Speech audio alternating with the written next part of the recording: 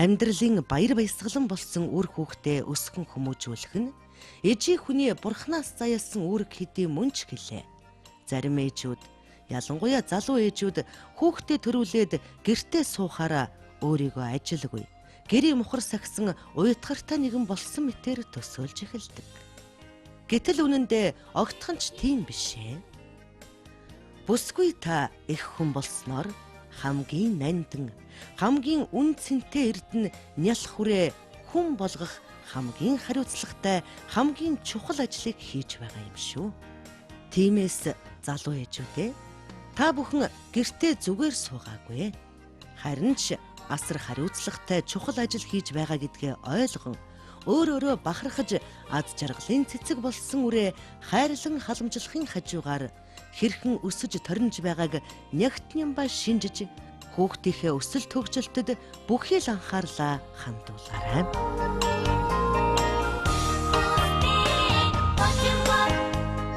Таны хүүхдийн бие бэлдар танин мэдхгүй хөдөлгөөн нь ямар байгааг, мөн нийгэм сэтгэл зүйн талаар хэрхэн хөгжиж өөрчлөгдөж байгаа энэ бүх процессыг хүүхдийн өсөлт хөгжил гэж тодорхойлдог. Ээж таны хүүхдийнхээ өсөлт хөгжлийг хэвэн явагдаж байгаа эсгэд анхаарал хандуулахад туслах үүднээс бид энэ удаад таны зайлшгүй мэдэх ёстой дараах мэдээллийг багтааж байна.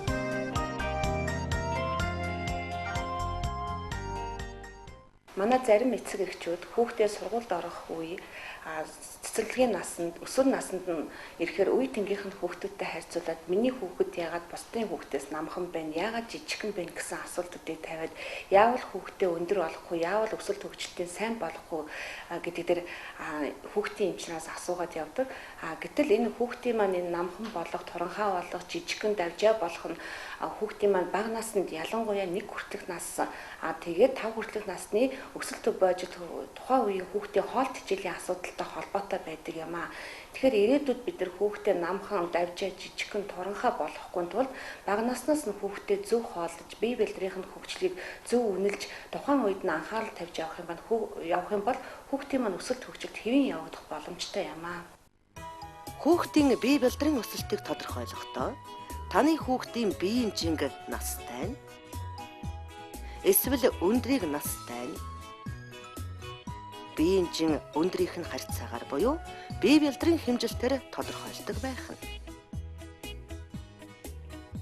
Өндөр насны харьцаа. Хүүхдийн биеийн өндрийн хэмжээг тухайн насанд нь тохирсон биеийн урт өндрийн лавлгаа хэмжээтэй харьцуулан гаргадаг харьцааг өндөр насны харьцаа гэдэг байна. Энэ харьцаагаар хоол тэжээлийн дуталтай байсны илрэл болон хоол тэжээлийн архаг дутал насандаа тохирохгүй өндөртэй буюу өсөлт хоцролтыг илрүүлдэг.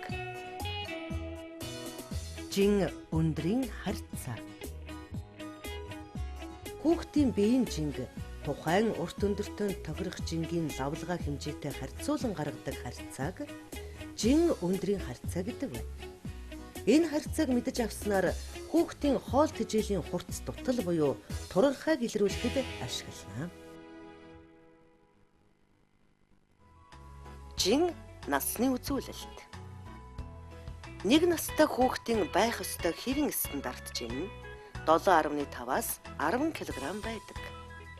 Хэрвээ энэ насны хүүхэд 6.5-аас 7.5 кг жинтэй байвал хэвийн жингээс 2 шат доогуур буюу дунд зэргийн тураалтай байна гэсэн үг. Харин энэ насны хүүхэд 6.5 кг-аас бага жинтэй бол хэвийн хэмжээнээс 3 шат доогуур байх ба хүнд хэлбэрийн тураалтай байна гэсэн үг.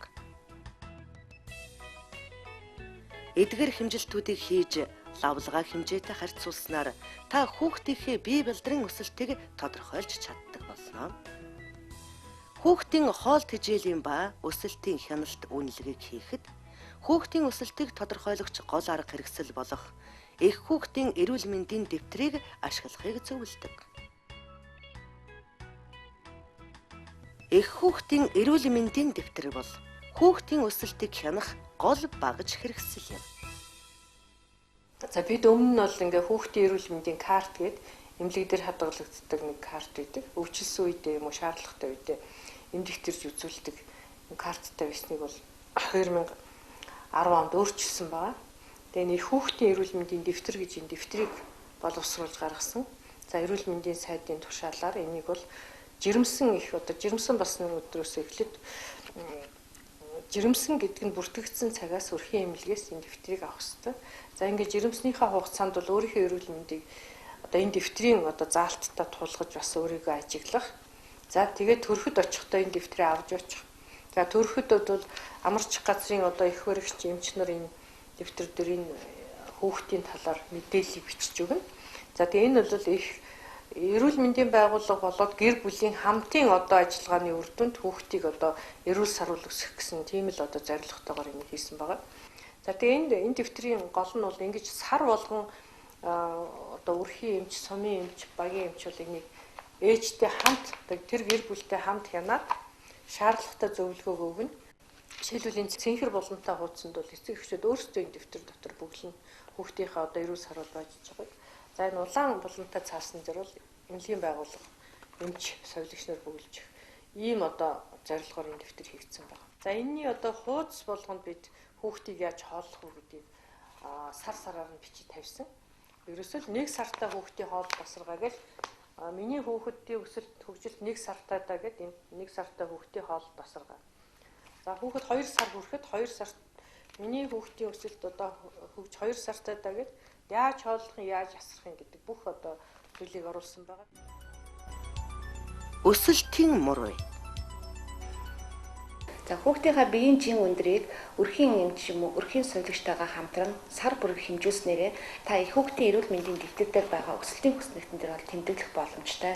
За энэ их хүүхдийн эрүүл мэндийн дэвтрийн хамгийн хойдолд байгаа өсөлтийн хүснэгтүүдийн талаар би танарт танилцуулъя. За тэгэхээр энэ хүснэгт маань зарим хуудас нь ингээд цэнхэр өнгөтэй, зарим хуудас нь ягаан өнгөтэй байгаа. Тэгэхээр энэ цэнхэр өнгөтэй хуудсууд нь эрэгтэй хүүхдэд зориулагдсан, ягаан өнгөтэй хуудас нь эмэгтэй хүүхдэд зориулагдсан хуудас байгаа.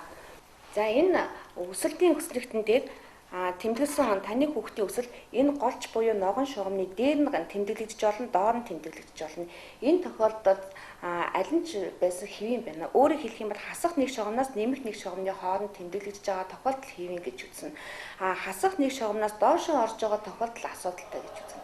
Тэгэхээр таны хүүхдийн өсөлтийн мөрөө сар болгон тэмдэглэхэд энэ голч шугам буюу ногоон шугамны дээгүүр ингээд тэмдэглэж болно. Эсвэл доогуур гарч болно.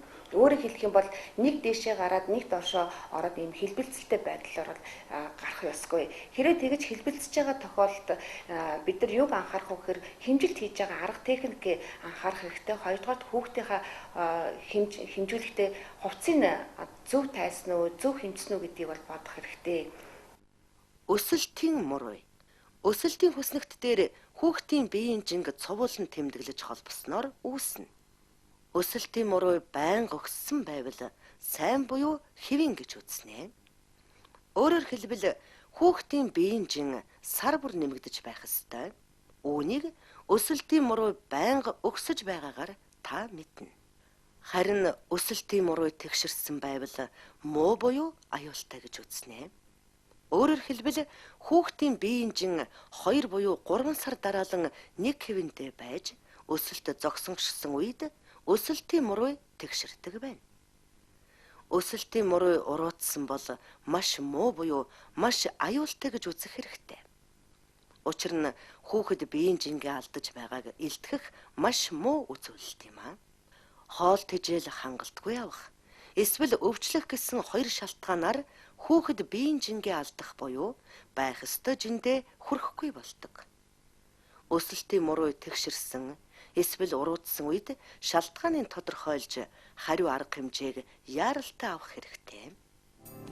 Таны хүүхэд сар бүрийн өсөлтийн хяналтанд хамрагдаж, өсөлтийн хүснэгт дээрээ жингээ тэмдэглүүлэн, хоол тэжээлийн байдлаа тодорхойлуулж, эрүүл өсгөхөд шаардлагатай нэмэлт үйлчилгээ, зөвлөгөө, амин дэм, бичил бодисоор үн төлбөргүй хангагдсанаар хоол тэжээлийн үйлчилгээг авах болно.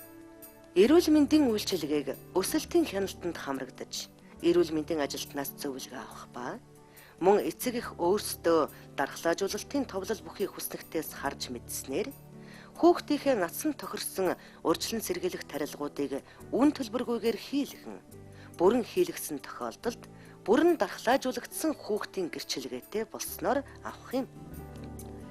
Таны хүүхэд хоол тэжээлийн болон эрүүл мэндийн, хөгжлийн дэмжлэгийн, хүүхэд хамгааллын үйлчилгээг гүйцэд авч чадсанаар бүрэн дүүрэн өсч хөгжиж эрүүл саруул чадвартай иргэн болох юм.